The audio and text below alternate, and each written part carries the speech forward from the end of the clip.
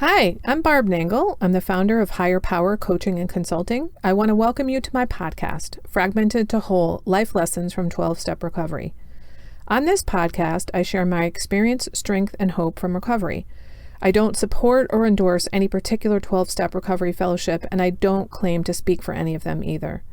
My hope is that you will find my words helpful in some way, whether you're in recovery or not. This is episode 98. My 2 most important questions for guiding my behavior.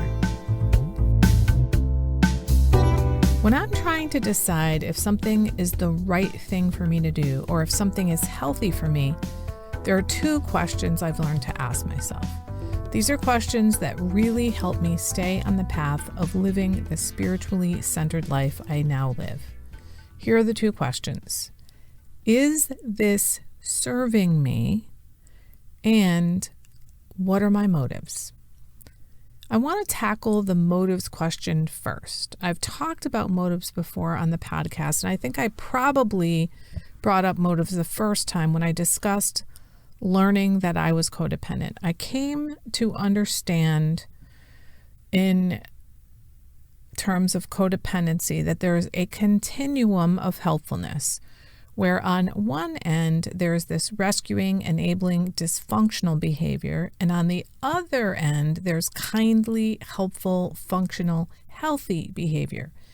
And I could easily tell the difference between those 2 extremes, the 2 ends of the continuum. It was that whole middle part that I was completely confused about, and I just couldn't understand, where do you cross the line from being helpful to being rescuing? Well, somebody in recovery said to me, well, it has to do with your motives. Why are you helping the person? Are you doing it so they'll like you? And I was like, no, that's not why I'm doing it. But as time went on, I realized, holy shit, I really was doing it so they'd like me. Now, until I could see that question of motives was just not helpful to me. But once I could see it, it was a game changer. And it really taught me a great lesson. And that is, I often had motives that I didn't even realize I had. So now I've learned to ask myself, why am I doing this? What are my motives?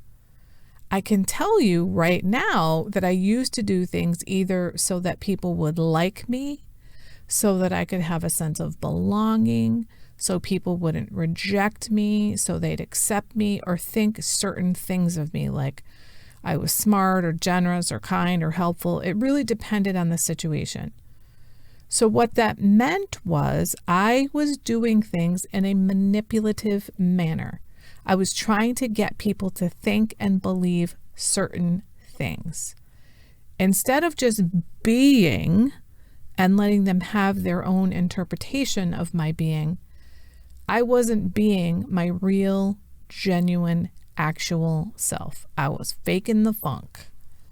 Now, when I'm not sure what to do, or I'm not sure what the right thing to do is, or I'm not sure what healthy behavior is, I ask myself what my motives are. And if my motives are pure, that is, they are not manipulative, then I go forward. But if I can detect that I have any kind of manipulative motives in there, I change my path. The second question I mentioned is this serving me? And when I say serving me, I don't mean self-serving. I mean, is this serving my highest good as a spiritual person? Am I living up to my own values about what is important to me? Is this going to benefit me in the long term rather than just in the moment?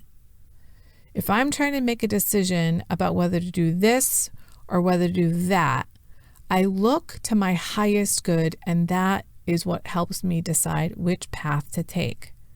If I don't know what my highest good is, I ask myself, what would God have me be or do? I guess you could say I actually ask God, what would you have me be or do? And because I turn my will and my life over to the care of God multiple times a day, every day, and have for years now, I've gotten better and better at understanding what God would have me do. And that is what serves me. Because I can tell you right now, my life is infinitely better now that I turn my will and life over to the care of God very regularly. I didn't know what was best for me before. The fact that I didn't even understand what my motives were much of the time until I was in my 50s meant I couldn't possibly have known what was best for me because I didn't even understand why I was doing things. And it just goes to show that I wasn't living a God-centered life. And now I ask these two questions. Is this serving me? And what are my motives that help me guide my behavior? Now, I don't usually ask both questions about the same thing. It's usually one of them. In fact, I can't think of any instance where I've asked both of them. But one of those two questions really helps me.